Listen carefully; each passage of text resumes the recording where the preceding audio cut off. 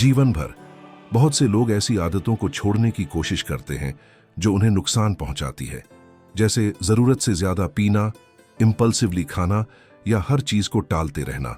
लेकिन कुछ ही दिनों में फिर से उसी चक्र में लौट आते हैं, पहले से भी बुरा महसूस करते हुए। शायद तुम किसी ऐसे व्यक्ति को जानते हो या शायद तुम्हारे साथ भी ऐसा हुआ हो, लेकिन एक अलग तरीका है जो कई पूर्वी परंपराओं से प्रेरित है।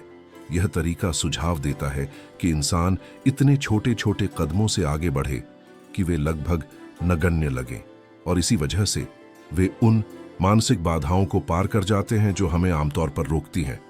ये एक ऐसी रणनीति है जो सामान्य प्रेरणादायक भाषणों के बिल्कुल विपरीत है, क्योंकि यह तुम्हें इतने सरल कदमों से शुरू करने को कहती है जिन्हें तुम्हारा मन शायद महत्वहीन मान दे, जबकि उसी सूक्ष्मता में उसकी असली ताकत छिपी होती है। इसे अपनाने से पहले कई लोग टिप्पणियों में साझा करते हैं कि वे किस चीज को सुधारना चाहते हैं या कौन सी आदत छोड़ना चाहते हैं, और फिर उन्हें शुरू करने के लिए एक व्यक्तिगत रिकमेंडेशन मिलती है।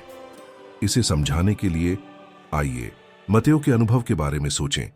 42 साल का एक आदमी जिसने लगभग 2 दशकों तक लॉजिस्टिक्स के काम में अनगिनत घंटों की लंबी जॉर्नाडास बिताई।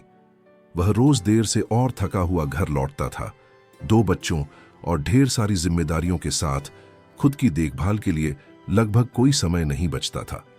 उसके खाने पीने की आदतें जल्दबाजी पर आधारित थीं। कार में नाश्ता, कंप्यूटर के सामने दोपहर का खाना और टीवी देखते हुए तुरंत तैयार होने वाली रात की भोजन। सप्ताहांत तेज भोजन के बिंज और निष्क्रिय आराम में गुजरते, क्योंकि उसे लगता था कि उसने इसे डिजर्व किया है। समय के साथ उसका शरीर विरोध करने लगा। सीढ़ियां चढ़ने में सांस फूलना, झुकने में दिक्कत, और बिना महसूस किए वह अपने परिवार की खेलने या बाहर जाने की दावतों से बचने लगा। यहां तक कि उसकी बेटी ने उससे साथ चलने के लिए कहना ही छोड़ दिया। एक शनिवार को जब वह अपने बेटे को बगीचे में खेलते देख रहा था, बच्चे ने उससे वह गेंद उठाने को कहा जो पास में गिर गई थी। मटेओ ने झुककर उठाने की कोशिश की, लेकिन उसे एहसास हुआ कि उसके पास आसानी से सीधा खड़े होने की ताकत ही नहीं बची थी। यह दर्द या चोट नहीं थी, यह वर्षों तक खुद की अनदेखी का शांत परिणाम था। अगले दिन वही हुआ। वह जमीन पर बैठ गया और उठ नहीं सका। उसका बेटा उसे हैरानी से देख रहा था, समझ नहीं पा रहा था कि क्या हो रहा है। पड़ोसी को आकर मदद करनी पड़ी, और यह पल मटेओ के लिए भीतर तक झकझोर देने वाला था। उस रात वह बिस्तर के किनारे बैठा टूट गया, यह सोचकर कि सिर्फ 42 साल की उम्र में उसे इतनी साधारण चीज के लिए भी मदद चाहिए थी। उसे यह सोचकर भी दर्द हुआ कि उसके बेटे ने यह सब देखा। उसकी पत्नी उसे उसी हालत में मिली, गुमसुम और बिखरा हुआ। बिना कुछ कहे वह उसे गले लगाती है और धीरे से पूछती है कि क्या वह सचमुच मदद लेने के लिए तैयार है। अगली सुबह उसने उस एकमात्र दोस्त को फोन करने का फैसला किया जिसने सच में अपनी जिंदगी और शरीर बदल लिया था, रोड्रिगो। रोड्रिगो ने सिर्फ 30 किलो से ज्यादा वजन नहीं घटाया था, बल्कि पहले से ज्यादा संतुलित और आत्मविश्वासी भी दिखता था। जब मटेओ ने उससे राज पूछा तो रोड्रिगो ने बताया कि उसने एक स्पेशलिस्टा से मदद ली थी, लेकिन वह ऐसा डॉक्टर नहीं था जो दवाइयां देता है, बल्कि ऐसा व्यक्ति जिसने उसे अपनी सेहत को देखने का एक नया नजरिया सिखाया था, एक फिलोसोफिया। मटेओ हिचकिचाया, लेकिन रोड्रिगो ने जोर दिया कि वहीं से उसकी पूरी यात्रा शुरू हुई थी। कुछ दिनों बाद मटेओ खुद को डॉ. केंजी तनाका के कंसल्टोरियो में पाया, एक बुजुर्ग, शांत स्वभाव वाले व्यक्ति जिनका काम करने का स्थान एक जैन शरण स्थल जैसा था। मटेओ ने बिना छुपाए अपनी थकान, अपनी दिनचर्या और बगीचे वाली घटना बताई जिसने उसे शर्मिंदा कर दिया था। उसे उम्मीद थी कि डॉक्टर उसे परहेज की सूची या कठोर व्यायाम योजना देंगे, लेकिन तनाका ने उससे पूछा कि उसने कितनी बार बदलाव की कोशिश की है और वे कितने समय तक चले। जब मटेओ ने स्वीकार किया कि उसकी कोशिशें कभी 2 महीने से ज्यादा नहीं टिकी, डॉक्टर ने बताया कि समस्या उसकी वोलुंताद की कमी नहीं, बल्कि यह उम्मीद करना था कि जो चीजें दशकों में बनी वे कुछ हफ्तों में बदल जाएं। फिर उन्होंने एक इतना आसान काम सुझाया कि मटेओ को मजाक लगा। उस दिन से हर सुबह उठते ही उसे बस 1 गिलास पानी पीना था, कुछ और नहीं बदलना था, न दिनचर्या, न खाना, न समय, बस यही एक छोटा सा कदम 2 हफ्तों तक। मटेओ को यह बेकार लगा, लेकिन तनाका ने समझाया कि लक्ष्य वजन घटाना नहीं है, बल्कि अपने मन को यह साबित करना है कि वह खुद से किए छोटे वादे निभा सकता है। यही छोटी जीत भविष्य में बड़ी बदलाव की नींव बनती है। संदेह के बावजूद मटेओ ने कोशिश करने का फैसला किया। उसने सोचा कि कितनी बार उसने सोमवार से शुरू करूंगा कहा था और फिर बीच हफ्ते ही छोड़ दिया। उसे एहसास हुआ कि सच्ची लड़ाई अपनी खुद की डिसीजंस पर भरोसा वापस पाने की है। उस रात उसने अपनी टेबल पर एक गिलास पानी रखा और सुबह उठते ही पी लिया, लगभग बिना सोचे। अगले दिन फिर अगले। 1 हफ्ते बाद वह अलार्म बजने से पहले ही उठ जाता था, अपना गिलास खोजते हुए। उसका दिमाग इस छोटे से काम को दिन का एक स्वाभाविक भाग मानने लगा था। 2 हफ्ते बाद वह तनाका के पास लौटा। उसने कहा कि उसने हर दिन पानी पिया, लेकिन कोई शारीरिक बदलाव नहीं दिखा। हालांकि वह खुश था कि वह एक दिन भी नहीं चूका। तनाका मुस्कुराए और बताया कि उसने अभी अभी काइजन का मूल सिद्धांत लागू किया है, जापान की वह दर्शन शास्त्र जहां छोटे से छोटे सुधार भी समय के साथ गहरे परिवर्तन लाते हैं। डॉक्टर ने स्पष्ट किया कि लक्ष्य पानी नहीं था, बल्कि यह सिखाना कि वह किसी चीज पर टिक सकता है। इसके बाद डॉक्टर ने एक नया छोटा कदम जोड़ने को कहा, खाना हमेशा अपनी सामान्य मात्रा के आधे से शुरू करना, फिर 20 मिनट इंतजार करना, अगर भूख लगे तभी दोहराना। मटेओ झिझका, लेकिन पिछले 2 हफ्तों की सफलता ने उसे प्रेरित कर दिया। कुछ ही समय में वह अनजाने में जापान की सदियों पुरानी प्रथा हरा हाची बू का अभ्यास कर रहा था। पेट भरा हुआ नहीं, बल्कि संतुष्ट होने पर रुकना। 3 हफ्तों में सिर्फ 2 बार उसे सच में ज्यादा खाने की जरूरत महसूस हुई। जब वह फिर डॉक्टर के पास गया, उसने 3 किलो खो दिए थे, लेकिन तनाका ने दोहराया कि संख्या महत्वपूर्ण नहीं है, बल्कि यह कि उसकी जिंदगी उस दिशा में बढ़ रही थी जिसकी उसे इच्छा थी। फिर डॉक्टर ने एक नया छोटा कदम सुझाया, हर सुबह घर के दरवाजे से लेकर बस अपने मेल बॉक्स तक चलना। यह दूरी बेहद छोटी थी, लेकिन पॉइंट व्यायाम नहीं था, बल्कि शरीर को बिना घबराहट के फिर से चलना सिखाना था। कुछ ही दिनों में उसकी बेटी ने उसे देखा और साथ चलने को कहा। यह छोटी सी वॉक एक साथ बातचीत का बहाना बन गई, कुछ ऐसा जो वे लंबे समय से खो चुके थे। धीरे धीरे वे दोनों कोने की दुकान तक जाने लगे, क्योंकि बेटी को पिता के साथ यह छोटी यात्रा पसंद आने लगी। पहली मुलाकात से 2 महीने पूरे होने तक मटेओ लगभग 8 किलो खो चुका था, लेकिन सबसे बड़ा बदलाव संख्या में नहीं था। सबसे गहरा परिवर्तन वह था जो वह दर्पण में देखता था। सालों बाद उसने अपने अंदर खोई हुई दृढ़ता को फिर से पहचान लिया था। एक परामर्श में तनाका और आगे जाना चाहता था। उसने माटेओ से पूछा कि वह अपनी जिंदगी में बदलाव वास्तव में किस वजह से कर रहा है। शुरुआत में माटेओ ने जवाब दिया कि वह वजन कम करना चाहता है, लेकिन डॉक्टर ने उसे एक गहरी वजह खोजने पर जोर दिया। शांत मन से सोचने के बाद माटेओ ने स्वीकार किया कि उसकी असली इच्छा अपने परिवार के लिए उपस्थित रहना थी, अपने बच्चों को बड़ा होते देखना, अपनी पत्नी के साथ अधिक समय बिताना और उस दिन तक स्वस्थ पहुंचना जब वह अपनी बेटी के जीवन के महत्वपूर्ण पलों में उसके साथ चल सके। तब तनाका ने समझाया कि उसने अभी अभी अपने इकिगाई को शब्दों में व्यक्त किया है, वह उद्देश्य जो जापानी परंपरा के अनुसार हर क्रिया को ऊर्जा और अर्थ देता है। यह समझते ही उसकी पूरी दृष्टि बदल गई।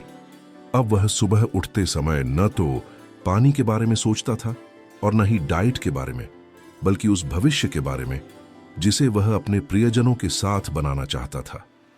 3 महीने बाद 14 किलो कम होने के साथ और कपड़े ढीले होने लगने के साथ माटेओ अपनी पहली बड़ी प्रूइबा का सामना कर रहा था। क्रिसमस, परिवार का दबाव, शुभचिंतकों की टिप्पणियां और मेज पर भरा खाना, इन सब ने उसे तय से कहीं ज्यादा खिला दिया। उस रात उसे अपराध बोध हुआ और वह लगभग हार मानने वाला था, यह सोचकर कि उसने सब कुछ बर्बाद कर दिया। फिर भी अगले दिन उसने अपना गिलास पानी पिया और टहलने निकला। हालांकि मन नहीं था। जब उसने डॉक्टर को संदेश भेजकर सब बताने की कोशिश की, तनाका ने उसे उसी दिन बुला लिया। परामर्श में तनाका ने समझाया कि उसने असफलता नहीं पाई, वह बस ठोकर खाया था और ठोकर खाना और पूरी तरह छोड़ देना, इनमें बहुत बड़ा अंतर है। उसने वाबी साबी के बारे में भी बताया, जीवन की स्वाभाविक अपूर्णता को स्वीकार करने की दृष्टि। एक अव्यवस्थित दिन महीनों के प्रयास को मिटा नहीं सकता, न ही उन बारों को जब उसने खुद को प्राथमिकता दी।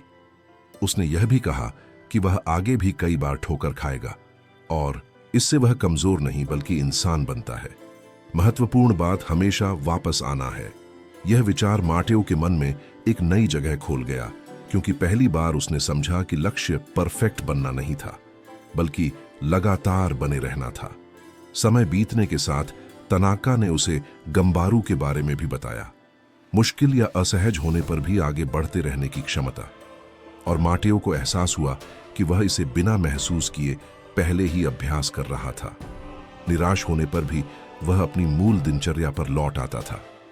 आने वाले महीनों में उसके और भी डिस्लाइसेस हुए से नए साल पर, एक कम्प्लेआनियोस में या एक जटिल फिन दे सेमाना में, लेकिन हर बार वह पहले से तेजी से वापस पटरी पर लौट आता था। धीरे धीरे उसका मन एक गलती को अंत की तरह देखना छोड़कर उसे सिर्फ विराम की तरह देखने लगा। 6 महीनों में वह 23 किलो कम कर चुका था, लेकिन असली मूल्य कुछ और था। अब वह अपने बेटे के साथ झुककर खेल सकता था और आसानी से उठ जाता था। वह अपनी पत्नी के साथ रात की सैर पर जा सकता था बिना थके। वह अपनी बेटी के साथ बगीचे में दौड़ सकता था बिना बीच में रुकने की जरूरत के। एक अलग शरीर से बढ़कर वह जिंदगी वापस पा रहा था जिसे वह खो चुका समझता था। उसकी पत्नी रसोई की खिड़की से उसे शांत मुस्कान के साथ देख रही थी। यह सिर्फ इतना नहीं था कि उसका पति घर लौट रहा था, बल्कि ऐसा लग रहा था कि वह व्यक्ति लौट आया है जिससे वह शुरू से प्यार करती थी। सिर्फ उसका शरीर नहीं, बल्कि उसकी असली पहचान। अध्याय 5, पूरा सिस्टेमा। 9वें महीने तक माटेओ 35 किलो कम कर चुका था। पहले वह मुश्किल से कोने तक चलता था, अब वह रोज 30 मिनट पैदल चल सकता था। अब वह केवल अनुशासन के लिए प्लेट में खाना नहीं छोड़ता था। उसका शरीर खुद उसे बताता था कि कब पर्याप्त है। लेकिन सबसे महत्वपूर्ण यह था कि भीतर से वह एक अलग व्यक्ति बन चुका था।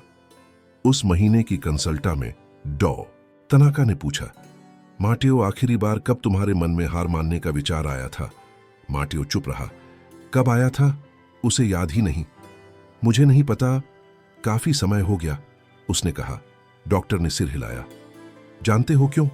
क्योंकि तुमने बदलने की कोशिश करना छोड़ दिया और एक अलग तरीके से जीना शुरू कर दिया। अब यह प्रयास का मामला नहीं बल्कि पहचान का है। अब तुम वह आदमी नहीं हो जो वजन कम करने की कोशिश कर रहा है। अब तुम वह व्यक्ति हो जो खुद का ख्याल रखता है। यही फर्क है एक अस्थाई काम्बियो और एक वास्तविक ट्रांसफॉर्मेशन में। फिर डॉक्टर ने 5 जुड़े हुए सर्कुलोस बनाए। इन 9 महीनों में जो कुछ भी तुमने सीखा है वह इन 5 आइडियाज में सिमट सकता है। इकिगाई, तुमने अपना प्रोपोजिटो पा लिया।